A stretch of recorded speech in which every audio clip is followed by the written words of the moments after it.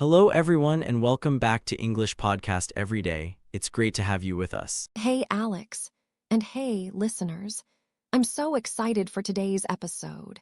We've got a really fun and rather dramatic idiom to explore. Dramatic is right, Sarah. It involves something a baby might do when they're not happy. Oh, a baby throwing a tantrum.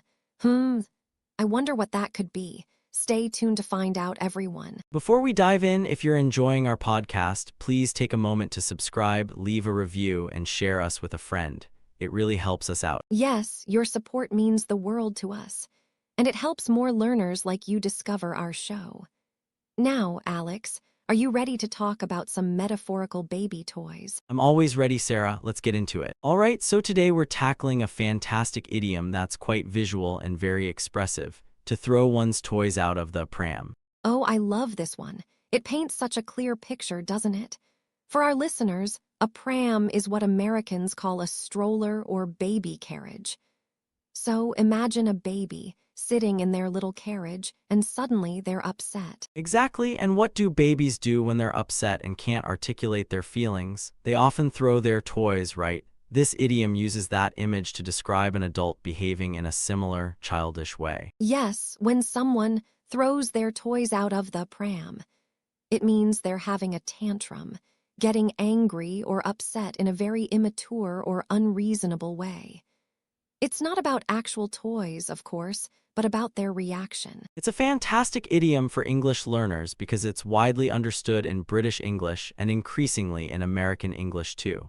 It's more vivid and often more humorous than simply saying someone got angry or upset. Absolutely. And it often implies that the person's reaction is disproportionate to the situation. Like my coworker Michael the other day, he couldn't find his favorite pen, and he just threw his toys out of the pram.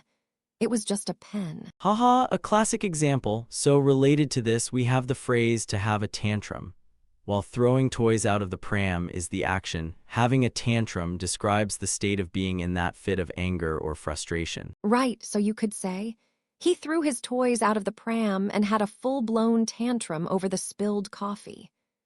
Another useful phrase is to make a fuss, which is a slightly milder way of saying someone is complaining or creating a disturbance, often unnecessarily. Good point, Sarah. Making a fuss can be about something small, like complaining loudly about a cold meal, without necessarily implying the same level of emotional outburst as throwing toys out of the pram. And finally, let's talk about overreacting. This is a verb that perfectly describes the behavior behind throwing toys out of the pram. When you overreact, your response is stronger or more emotional than the situation warrants. Exactly. So if someone throws their toys out of the pram, they are definitely overreacting. These phrases give you a range of ways to describe childish or disproportionate reactions in adults, which is a surprisingly common topic in everyday conversation. All right, everyone, now let's hear a real conversation. Listen closely for those key phrases we just learned. Here's a chat between Michael and Nicole discussing a project deadline. Morning, Michael. Have you seen the updated project timeline for the Q4 report? Oh, hey, Nicole. Yeah, I just looked at it. And to be honest, I'm not happy. The deadline is now Friday. That's too fast. I know, it's tight, but management really wants to push this out before the end of the quarter. We knew it was a possibility. A possibility? It's impossible. I've still got so much to do. This is ridiculous. I'm going to tell Sarah that this is unacceptable. Whoa, Michael, calm down. Don't throw your toys out of the pram just yet. We can figure this out. But it's not fair. I planned my week based on the old deadline. Now everything is messed up. I'm going to complain loudly. Look, I get that you're frustrated, but making a big fuss won't change the deadline. It'll just make you look unprofessional. So what do you suggest then? Just accept it and work all weekend. Not necessarily. We should talk to Sarah, but calmly. Explain the workload, see if we can delegate some tasks, or maybe get an extension on a smaller part of the report. Don't have a tantrum about it. But I feel like I'm completely overreacting. This is a lot of pressure, Nicole. I know it is, but an emotional outburst won't help. Let's list out what needs to be done, prioritize, and then approach Sarah with solutions, not just complaints. Okay, you're right. I was starting to overreact. Thanks for talking some sense into me. No problem, we're a team. Now grab your coffee and let's go strategize. All right, everyone, welcome back. That was a great conversation between Michael and Nicole. Now let's break it down and unpack some of the fantastic language they used. Absolutely, Alex. Nicole did such a good job of de-escalating Michael's frustration. And we heard our idiom in action, right at the beginning of Michael's outburst. She certainly did. Michael said, "This is ridiculous. I'm going to tell Sarah that this is unacceptable." And then Nicole wisely interjected with, "Whoa, Michael, calm down. Don't throw your toys out of the pram just yet." Perfect usage. Nicole recognized his immediate, emotional, and somewhat childish reaction to the new deadline and used the idiom to tell him to stop overreacting. It's a very direct but also quite common way to use it. Exactly, and later when Michael continued to rant, Nicole said, "Look, I get that you're frustrated, but making a big fuss won't change the deadline." Here, she's using making a big fuss as a slightly less intense alternative to throwing your toys out of the pram. Yes, making a fuss is great for B1 learners who might find throwing toys out of the pram a bit too advanced or informal initially. It conveys the idea of complaining or creating a disturbance without the full dramatic flair. And then she directly told him, "Don't have a tantrum about it." This is another excellent phrase for both B1 and B2 learners. It's very clear and universally understood to mean an outburst of childish anger or frustration. Right, so if you're a B1 learner and throwing your toys out of the pram feels a bit much, you can definitely use having a tantrum or making a fuss. They're still strong, but perhaps a little more straightforward. Indeed, and Michael himself admitted, "But I feel like I'm completely overreacting." And later, okay, you're right, I was starting to overreact." This shows he understood his own behavior. Overreacting is such a useful verb for describing this kind of behavior. It's a perfect synonym for the core meaning of throwing your toys out of the pram, responding disproportionately to a situation. And Nicole's advice, let's list out what needs to be done, prioritize, and then approach Sarah with solutions, not just complaints, is a great example of how to handle such situations professionally, avoiding the pram-throwing behavior. Absolutely. It's about moving from an emotional reaction to a logical, problem-solving approach. What a fantastic demonstration of using these phrases in a real-life work scenario. Now, Alex, we've talked about what it means to throw your toys out of the pram and some related phrases. But let's shift our focus a little and think about the social dynamics. What happens when someone else is doing the pram throwing? That's a great point, Sarah. It's not just about the person having the outburst, but also about the people around them. How do you describe the act of provoking someone to react that way, or conversely, how do you handle it when it happens? Exactly. So let's introduce a few more phrases. Sometimes, someone might intentionally try to make another person angry or upset, hoping for that dramatic reaction. We call this pushing someone's buttons. Pushing someone's buttons is a fantastic idiom. It refers to deliberately doing or saying things that you know will annoy, irritate, or anger a specific person because you know their sensitivities or pet peeves. Right, like if you know your brother hates it when you leave your dirty dishes in the sink, and you purposely do it to get a reaction, you're pushing his buttons. You're trying to make him throw his toys out of the pram. And what about when you're on the receiving end of someone else's tantrum? You might try to diffuse the situation. To diffuse means to make a situation less tense, difficult, or dangerous. Yes, like Nicole did with Michael in our last role play. She didn't escalate his anger. She tried to calm him down. She was diffusing the situation. It's about bringing the emotional temperature down. Another related phrase is to keep your cool. This means to remain calm and composed, especially in a difficult or stressful situation. It's the opposite of throwing your toys out of the pram. Absolutely. If someone is pushing your buttons and you manage to keep your cool, you're showing great emotional control. You're not giving them the reaction they want. A common mistake here is confusing diffuse with diffuse.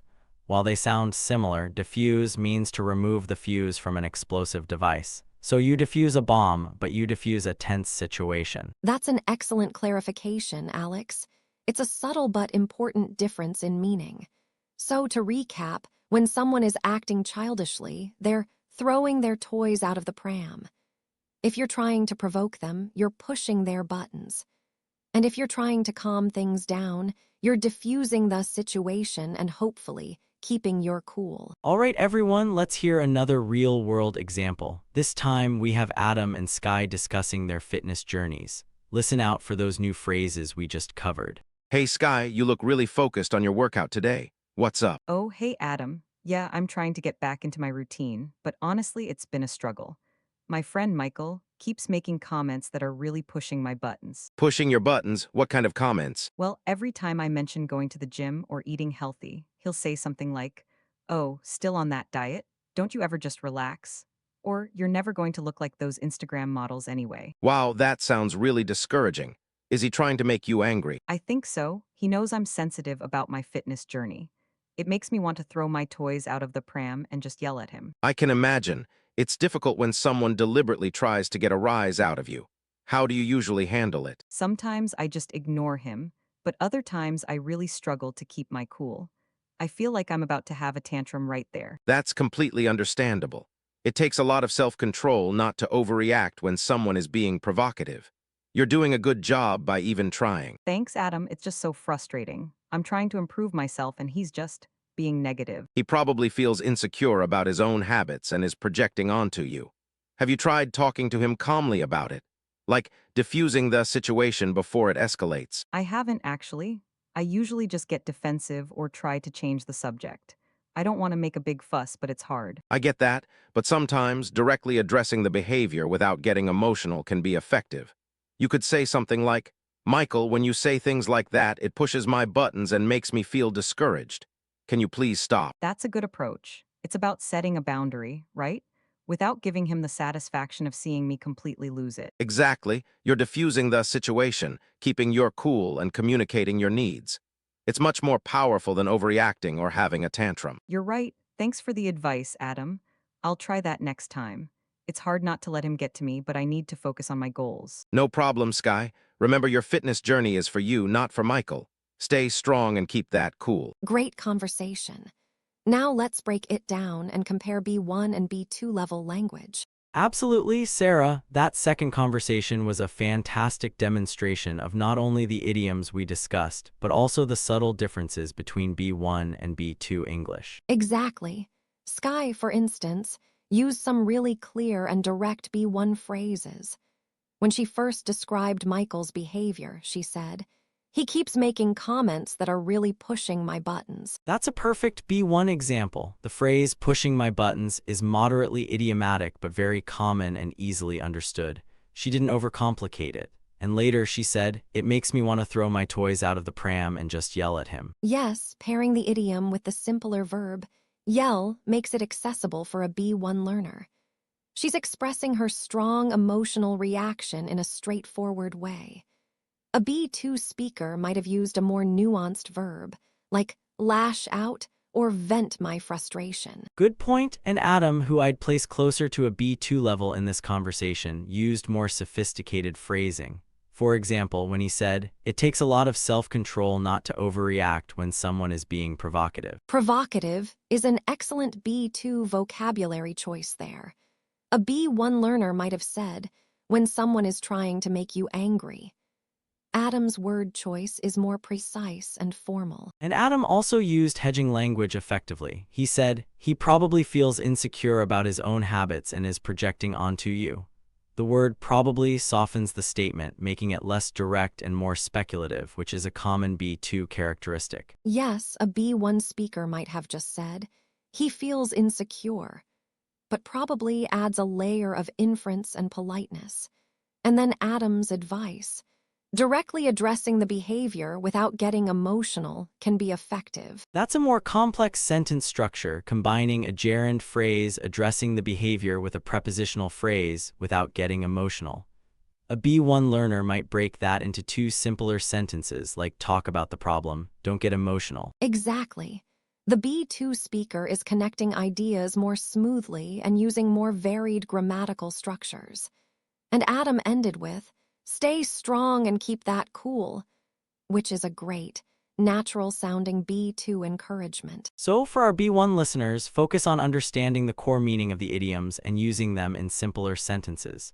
For B2 and above, pay attention to those nuances, hedging, more complex sentence structures, and varied vocabulary to express your ideas with greater precision. All right, everyone, let's do a quick recap of everything we covered in today's episode. We started with our star idiom, to throw one's toys out of the pram, meaning to have a childish or unreasonable tantrum. That's right, and we learned related phrases like to have a tantrum, to make a fuss, and to overreact, all describing disproportionate emotional outbursts. Our first role play with Michael and Nicole showed us how to use these phrases in a work context, with Nicole trying to calm Michael down after a deadline change. Then we explored the social dynamics of these outbursts, introducing to push someone's buttons for provoking a reaction, and to diffuse the situation and to keep your cool for handling them effectively.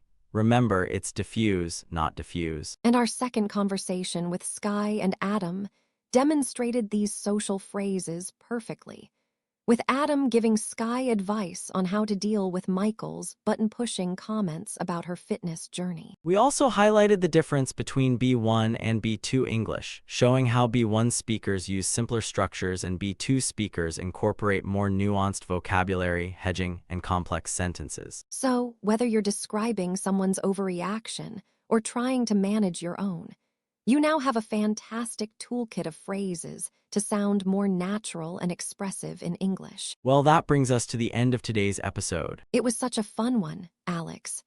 I hope our listeners are now experts at describing temper tantrums and handling dramatic situations without throwing their own toys out of the pram. Absolutely. Thank you so much for tuning in, everyone. We really appreciate you spending your time with us to improve your English. Yes, your support means the world. If you enjoyed this episode, please hit that subscribe button, leave us a review, and share us with a friend who's also learning English. And let us know in the comments what topics you'd like us to cover next. Keep practicing, keep listening, and remember that every step you take brings you closer to fluency. We'll be back soon with another engaging episode. Until next time, happy learning.